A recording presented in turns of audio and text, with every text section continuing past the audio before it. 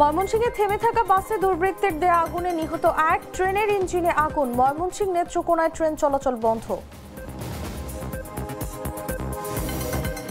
তত্ত্বাবধায়ক সরকার ফেরাতে আপিলের রায় 20 নভেম্বর, শেখ হাসিনার রায় ঘিরে ট্রাইব্যুনাল, ঈদগাহ এলাকায় জোরদার নিরাপত্তা। রাজনৈতিক দল ও প্রার্থীর আচরণ বিধিমালা 2025 প্রকাশ, পোস্টার, ড্রোন ও কৃত্রিম বুদ্ধিমত্তা ব্যবহারে কঠোর নিষেধাজ্ঞা।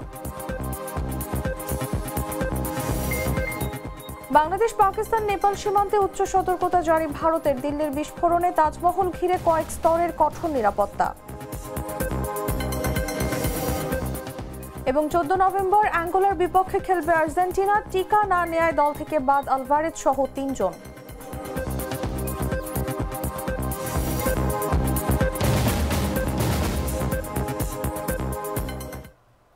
শুনছিলেন সংবাদ শিরোনাম। দর্শক, আমন্ত্রণ দুপুর 1টা নিউজে, সাথে আছি আমি তাসলিমা তিথি।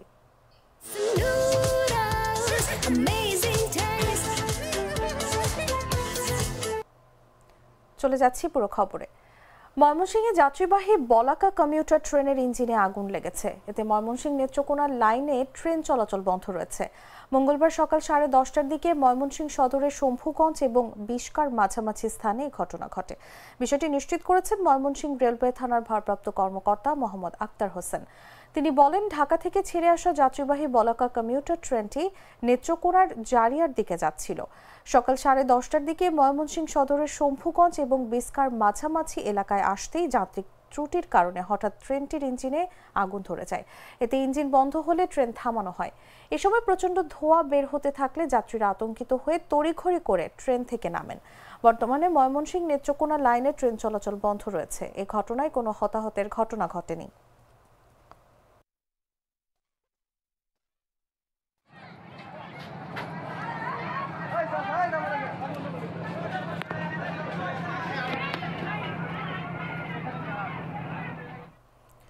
রাজধানী ঢাকায় আরও 3টি বাস ও একটি প্রাইভেট কারে আগুন দিয়েছে দুর্বৃত্তরা। মঙ্গলবার ফায়ার সার্ভিসের নিয়ন্ত্রণ কক্ষের ডিউটি অফিসার রাশেদ বিন খালিদ এসব তথ্য জানান। এর আগে সোমবার দিনগত রাতে রাজধানীর যাত্রাবাড়ি, উত্তরা ও বসুন্ধরা এলাকায় রায়দা পরিবহনের 2টি ও রাজধানী পরিবহনের একটি বাসে আগুন দেয়া হয়। রাশেদ বিন খালিদ জানান, রাত 12:54 সংবাদ আসে যাত্রাবাড়ির রায়েরবাগে পার্কিং অবস্থায় রাজধানী পরিবহন বাসে আগুন লাগার। খবর পেয়ে ফায়ার সার্ভিসের 2টি ইউনিট ঘটনাস্থলে পৌঁছে আগুন নিয়ন্ত্রণে কাজ করে, তবে আগুনের কারণ জানা যায়নি। রাত 4টার দিকে উত্তরার সোনারগাঁও জনপথ রোডে পার্কিং অবস্থায় রায়দা পরিবহন বাসে আগুন লাগার খবর আসে এবং রাত 2:07 যাত্রাবাড়ির কাজলা টোল প্লাজায় রায়দা পরিবহনের বাসে আগুন লাগার খবর আসে। পরে ফায়ার সার্ভিসের 2টি ইউনিট আগুন নিয়ন্ত্রণে আনে।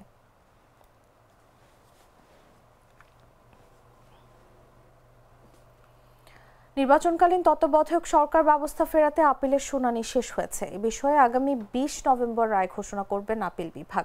মঙ্গলবার প্রধান বিচারপতি ডক্টর সৈয়দ রেফাত আহমেদের নেতৃত্বাধীন আপিল বিভাগের পূর্ণাঙ্গ বেঞ্চে শুনানি শেষে এই কথা জানানো হয়।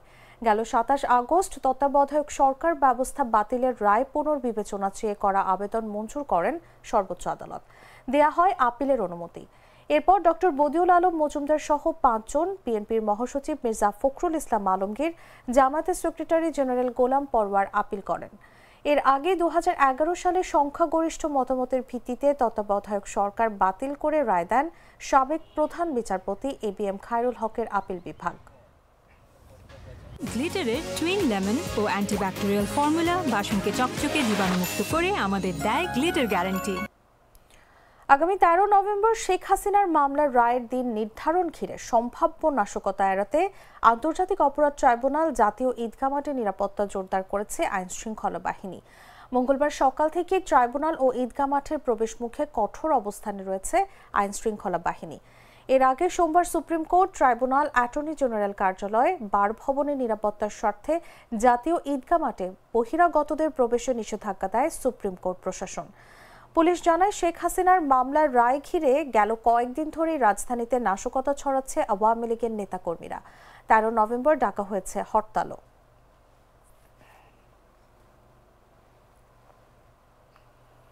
ত্রয়োদশ জাতীয় সংসদ নির্বাচনকে সামনে রেখে রাজনৈতিক দল ও প্রার্থীর আচরণ বিধিমালা 2025 প্রকাশ করেছে নির্বাচন কমিশন। সোমবার রাতে এই আচরণবিধি জারি করা হয়। এতে প্রথমবারের মতো নির্বাচনী প্রচারণায় পোস্টার, ড্রোন ও কৃত্রিম বুদ্ধিমত্তা ব্যবহারে কঠোর নিষেধাজ্ঞা আরোপ করা হয়েছে। এছাড়া একজন প্রার্থী তার প্রচারণায় 20টির বেশি বিলবোর্ডও ব্যবহার করতে পারবেন না। এক মঞ্চে ইশতেহার ঘোষণা ও আচরণবিধি মানতে প্রার্থী ও দলকে অঙ্গীকারনামা দিতে হবে। আচরণবিধি লঙ্ঘনে সর্বোচ্চ 6 মাসের কারাদণ্ড এবং 1.5 লাখ জরিমানা এবং দলের জন্য 1.5 লাখ টাকা অর্থদণ্ডের বিধান রাখা হয়েছে। প্রয়োজনে তদন্ত সাপেক্ষে প্রার্থিতা বাতিলের ক্ষমতাও রয়েছে ইসির।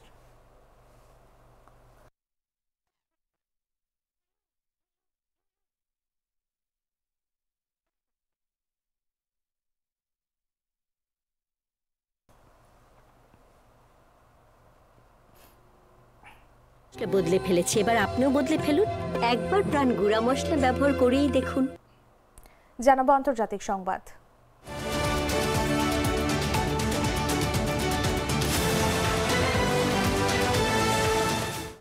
দিল্লির লালকেল্লার কাছে ভয়াবহ বিস্ফোরণের পর পাকিস্তান, বাংলাদেশ ও নেপাল সীমান্তে উচ্চ সতর্কতা জারি করেছে ভারত।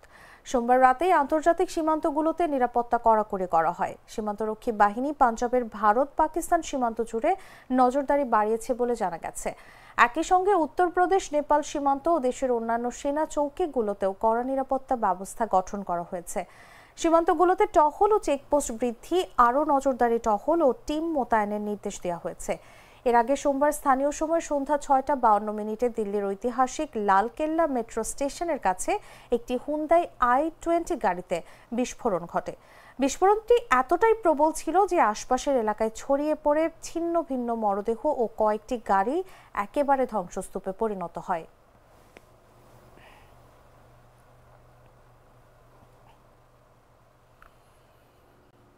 এদিকে দিল্লিতে ভয়াবহ বোমা বিস্ফোরণের পর উত্তরপ্রদেশের আগ্রায় জারি করা হয়েছে সর্বোচ্চ সতর্কতা। শহরের গুরুত্বপূর্ণ স্থাপনাগুলো, বিশেষ করে তাজমহলকে ঘিরে নেওয়া হয়েছে বহুতল নিরাপত্তা বলয়। মঙ্গলবার আগ্রা পুলিশ কমিশনার দীপক কুমার নিজে পুরো টিম নিয়ে তাজমহলের আশপাশে নিরাপত্তা ব্যবস্থার সরেজমিন পরিদর্শন করেন। পরিদর্শনের সময় তিনি দায়িত্বে থাকা কর্মকর্তাদের কড়া নির্দেশ দেন, যে কোনো সন্দেহভাজন ব্যক্তি, বস্তু বা যানবাহন দেখা মাত্রই যেন তাৎক্ষণিক ব্যবস্থা নেওয়া হয়। তিনি আরও জানান, তাজমহল এলাকায় মোতায়েন সরকারি বাহিনীর সব সদস্যকে সর্বোচ্চ সতর্ক অবস্থায় রাখা হয়েছে। নিরাপত্তা জোরদারে তল্লাশি ও নজরদারিও আরও বাড়ানো হয়েছে, যাতে কোনোভাবেই অঘটন ঘটতে না পারে।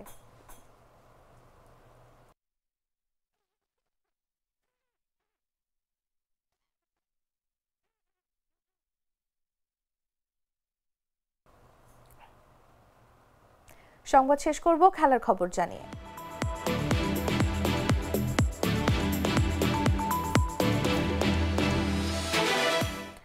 বছরের শেষ প্রীতি ম্যাচে আগামী 14 নভেম্বর অ্যাঙ্গোলার বিপক্ষে খেলবে আর্জেন্টিনা। সেই ম্যাচের জন্য আর্জেন্টিনার স্কোয়াডে ছিলেন হুলিয়ান আলভারেজ, নাহুয়েল মোলিনা এবং জুলিয়ানো সিমিওনে। তবে অ্যাঙ্গোলার বিপক্ষে প্রীতি ম্যাচের দল থেকে তাদেরকে প্রত্যাহার করে নেওয়া হয়েছে। মূলত হলুদ জ্বরের টিকা না নেয়ায় এই 3 আর্জেন্টাইনকে দল থেকে বাদ দেওয়া হয়েছে। তারা যথাসময়ে টিকা নেননি বলে নিশ্চিত করেছে আর্জেন্টিনা ফুটবল ফেডারেশন। এতে আর্জেন্টিনার দলে জায়গা হচ্ছে না তাদের। তার পাশাপাশি এই 3 ফুটবলারের সঙ্গে এই ম্যাচে খেলতে পারবেন না এনজো ফার্নান্দেজও। ডান হাঁটুতে চোট পাওয়ায় দল থেকে ছিটকে গেছেন চেলসির মিডফিল্ডার এনজো ফার্নান্দেজ। তার বদলি হিসেবে কেভিন ম্যাক অ্যালিস্টারকে দলে নিয়েছে আর্জেন্টিনা। প্রথমবারের মতো জাতীয় দলে ডাক পেয়েছেন অ্যালেক্সিস ম্যাক অ্যালিস্টারের ভাই।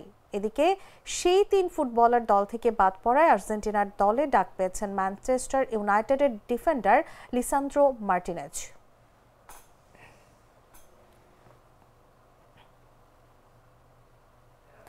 দর্শক, সংবাদ শেষ করার আগে শিরোনামগুলো জানিয়ে দিচ্ছি আরো একবার।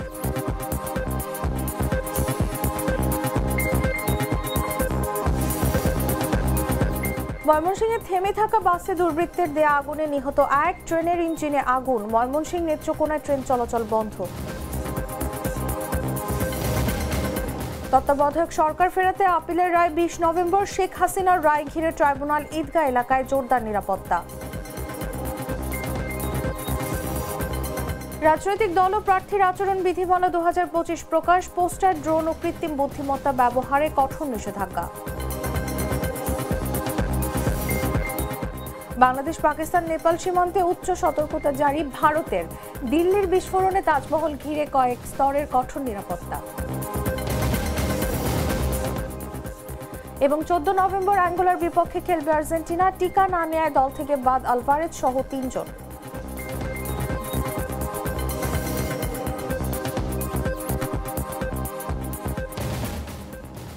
দর্শক, এই ছিল এখনকার মতো। এরপর দেখবেন দুপুর 3টার নিউজ। প্রতি মুহূর্তের সর্বশেষ খবর জানতে ভিজিট করুন jagonews24.com। ফলো করুন আমাদের ভেরিফাইড ফেসবুক পেজ এবং সাবস্ক্রাইব করুন জাগো নিউজের ইউটিউব চ্যানেল। ধন্যবাদ সবাইকে।